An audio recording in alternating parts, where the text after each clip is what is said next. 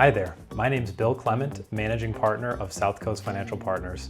And today we're going to talk about the 5 ways that you can save on taxes when selling your business. Let's dive in. So the first way you can save is by using what's called an installment sale to spread out the tax liability. An installment sale is typical when you as the seller are holding a note of some kind and the buyer is paying you over time. You're essentially acting as a bank in this situation and getting a little bit of that cash every year. Usually these terms can be 3 to 5 years, but we even see them go as far as 10 years. It really depends on how much faith you have in the buyer and also what kind of business you're selling. Now, in this situation, you're actually paying tax on the cash that you're receiving in that tax year. So in this case, if you spread a deal over a 5-year payment term, you're only going to pay the capital gains on what you collect in each of those 5 years. Now, why this is interesting is because your capital gain tax rate on that income is really based on your overall income that you have on your tax return. Now, for most business owners, once they sell their business, their golden goose is gone, right? Their income is probably going to be lower than it's been in a long time. And this might be the only income that they really have outside of some investment interest and dividends, maybe some Social Security. So with some planning, you can use this method to spread that income out and reduce your overall income, which means you might even save on that capital gain tax rate federally. And in some states, like Massachusetts in particular, there's a surtax when your income is over $1 million of 4%. So you can also use this method to kind of duck under that $1 million surtax limit if you're near that threshold. Now, if you're the seller, something to keep in mind is that acting as a bank means taking on risk, except you're not as big as a bank, and this note probably means a lot to you. So in order to accept the risk, you also need there to be a premium or a reward to make it worth your while. So think about that when you are thinking about what interest rate and trying to calculate what interest rate makes sense for the note, and make sure that it captures the full time period of risk, the full 3 or 5 years or whatever the duration is, to make sure that you're being paid fairly for that. But ultimately, installment sales are a great method if you have the right buyer and seller to really spread that tax out over time. Now, the second method has gotten a lot of attention recently in the One Big Beautiful Bill Act. It's been expanded, it's been extended, and it's called the Section 1202 Qualified Small Business Stock Exclusion. This is probably the most powerful, the most interesting way to not pay any taxes on the sale of your company. I can't really think of any other method where you can completely avoid the tax forever. Most of the strategies we talk about are about deferring taxes, sometimes reducing them using careful strategies, but they require you coming out of pocket and doing things like we'll talk about charitable contributions. But this one in particular lets you avoid the tax altogether forever, which is just very different than any other strategy. Now, in order to take advantage of this, you have to meet some very specific criteria. You have to be a C corporation, and you have to have been a C corporation for at least 5 years and had done the right paperwork when you started. And you also have to meet some other kind of quantitative tests, but for most small businesses, they would probably easily meet the more quantitative pieces. The hard part is being a C corp from the beginning, issuing the stock correctly from the beginning, and then meeting that 5-year hold. If you can do that, you get 100% exclusion on the capital gains tax federally and in most states as well. So when we see companies that sell and they're able to take advantage of this, it's an amazing, amazing tax saving strategy for them. And it really pertains more to the strategic startups, the folks who got into business with an exit strategy in mind. C corporations are not a very popular business structure. It's hard to get cash out of a C corporation. It's expensive to get cash out of a C corporation. And in the past, maybe 10 or 15 years, they really were not a popular structure except for large companies and a particular set of companies and industries.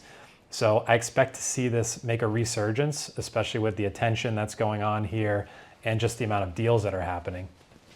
So if you can get in front of this. Maybe you're a C corporation now and you need to make sure that you've done the right work up front, or maybe just hit that 5-year holding term.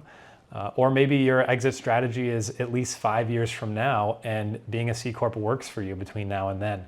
These are things to think about and consider because there really isn't any better strategy to save on taxes besides this one. And moving on to the third strategy. The third one is for those business owners that are planning to be charitable with their proceeds after closing. We work with a lot of business owners that they come into life-changing money as part of this transaction. And for the rest of their life, they have a plan for their finances. They're working with a great advisor and they want to be charitable. They want to give back and they have organizations locally, it might be their church, it might be youth programs, whatever it is, and they really want to make sure that they take some of these proceeds and share those with these organizations. And they can do that in a way using a charitable remainder trust that also saves them on taxes, which helps them give even more than they would have in the beginning. So everybody kind of wins in this situation. By using a charitable remainder trust, essentially you can drop a part of the business interest into that trust before the deal closes. And what that does is that when the actual sale happens, that part of the business interest that's in the trust doesn't pay any immediate capital gains tax. In fact, it starts to earn income and do its thing in the trust as an invested asset. And you're able to use that income for a period of time, could be 20 years, let's say. And then at the end of that period, that principal that you put in the trust then goes to the charity or however you've designated the funds to those different charities so that they still get the benefit. If you're really careful and you have a really solid team of planners and advisors on the wealth management side, there's even ways that you can use a portion of the income stream from the CRT to actually fund an insurance policy that's held by an irrevocable trust. And this is a way that you can provide your heirs with tax-free proceeds that are potentially even equal to what they would have received if you didn't donate the assets to charity. So that's a long-winded way of saying that there's some really creative planning that can be done here if you want to be charitable and this is something important to you. The key is that all this is done before the transaction.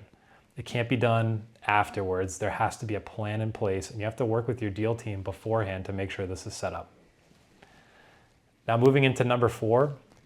Number 4, this really could be the first one on the list. It's very important and it's part of every deal. It's purchase price allocation structure. Now, when you think about your business, if you're going to sell it to somebody, they come in, they say, I want to pay $5 million for your company. They're looking at you from a cash perspective. You make cash flow. They're looking at all the equipment and the assets that you have. And they're looking at the goodwill, the customer list, all the different parts of the business that ultimately build up and accumulate to be the value, the transaction value that they're willing to pay. Now, what's important here is that when you think about purchase price allocation, that you as the seller, you need to understand how your business is made up and kind of come up with a strategy for how you're going to approach the purchase price allocation with a buyer.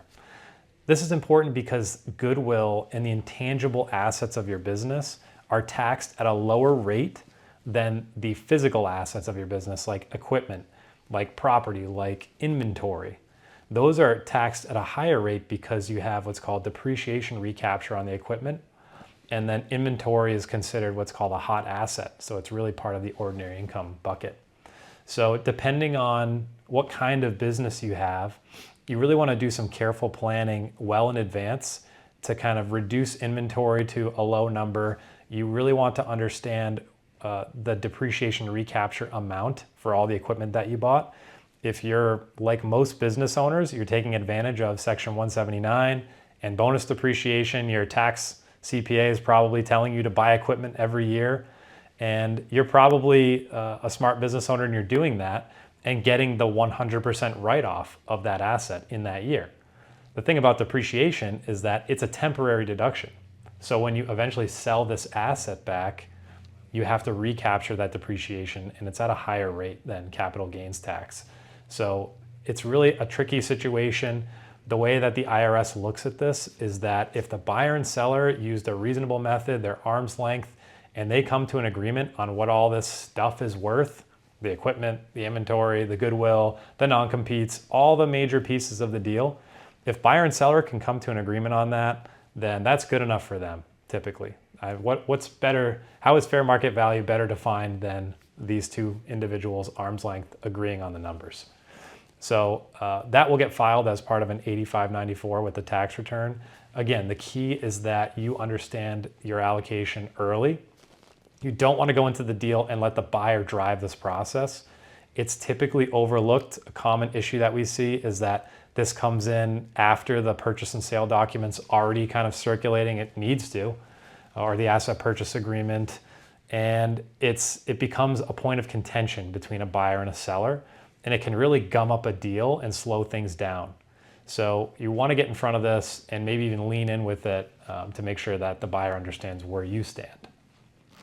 The last tip, and this is one that is more common for people that are doing a strategic style sale, meaning they're selling to a larger organization, is to consider a tax-free reorganization.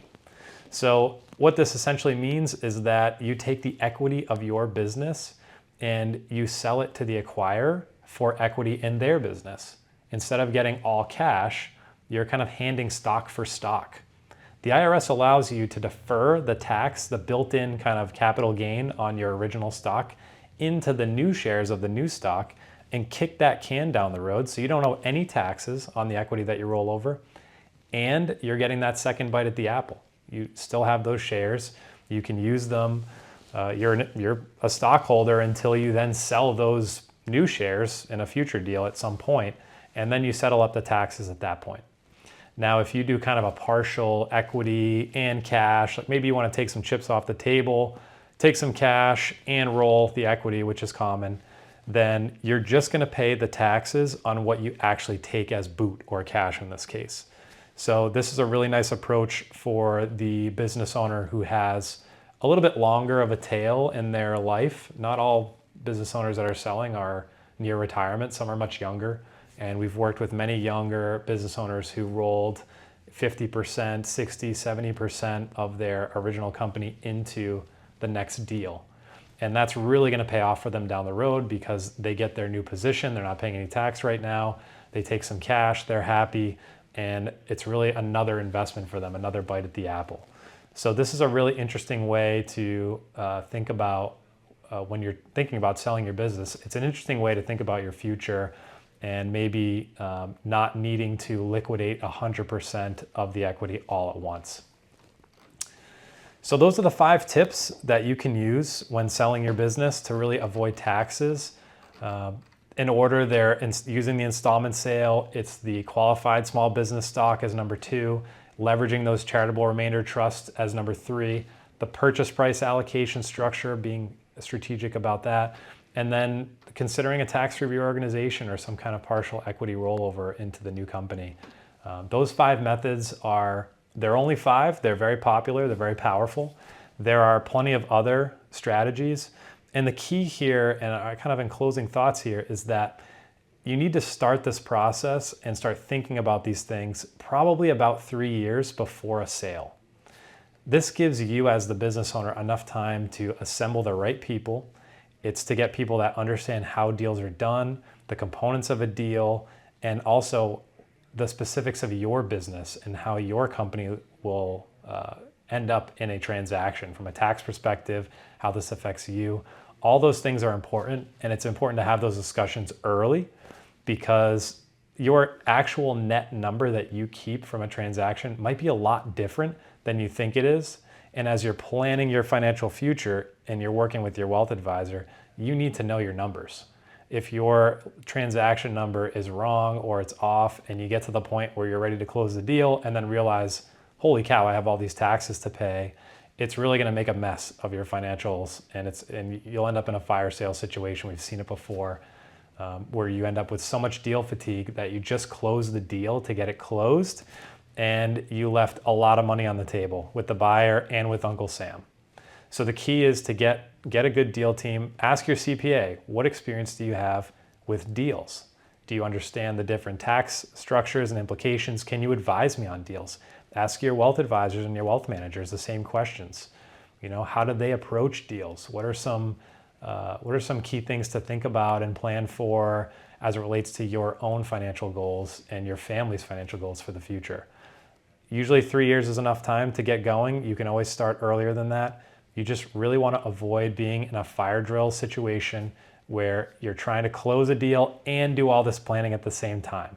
Chances are you're going to leave a lot of money on the table, hundreds of thousands, maybe millions of dollars, and that can be easily avoided, and you can get the most out of your company if you just carefully plan from the beginning. That's all on this topic. It's been interesting talking about this, and this is something that we deal with all the time with our clients.